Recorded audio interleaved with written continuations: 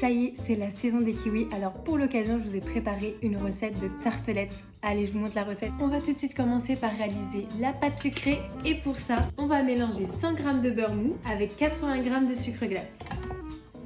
On mélange les deux ensemble, puis on ajoute un œuf. On remélange le tout. Vous n'obtiendrez pas un mélange lisse, mais c'est tout à fait normal. Et on va terminer en ajoutant 200 g de farine. On mélange une dernière fois. Et voilà, on obtient une belle pâte sucrée homogène. Il ne nous reste plus qu'à récupérer la pâte, former une belle boule, l'enrober de film étirable et la placer au frais pendant 1 heure afin qu'elle durcisse. Pendant ce temps, on va réaliser la compotée de kiwi et pour ça, on va prendre 6 kiwis que l'on va éplucher et couper en morceaux avant de les faire cuire dans une casserole avec 100 g de sucre. Après 20 minutes de cuisson, on obtient une bonne réduction de kiwi que l'on va mixer à l'aide d'un mixeur plongeant afin d'obtenir une belle compotée bien lisse. On peut la réserver au frais pendant le reste de la recette. Je vais maintenant pouvoir reprendre ma pâte sucrée, fleurer mon plan de travail et étaler ma pâte sur 4 mm d'épaisseur.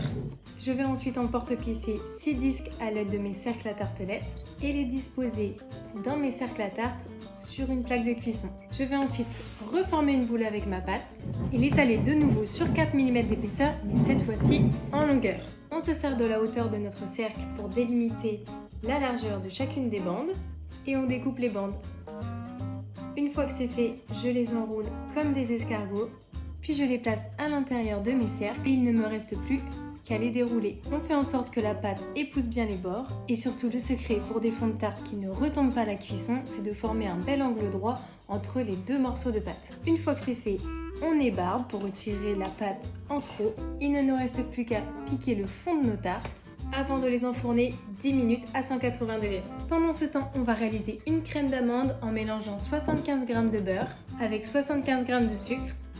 Une fois que les deux sont bien mélangés ensemble, on va pouvoir ajouter un œuf entier, 75 g de poudre d'amande et 10 g de fécule de maïs. Et on remélange. Voilà, la crème d'amande est prête. Une fois les 10 minutes passées, je tapisse le fond de mes fonds de tarte avec de la crème d'amande et j'enfourne de nouveau pour 20 minutes.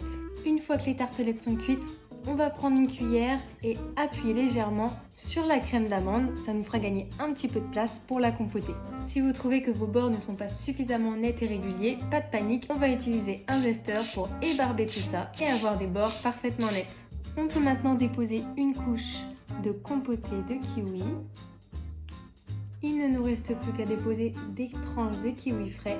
Et pour ça, on va commencer de l'extérieur. On va les disposer en quinconce et progressivement, le cercle va se refermer vers l'intérieur pour former une petite fleur. Et voilà, nos tartelettes sont prêtes. C'est l'heure de la dégustation.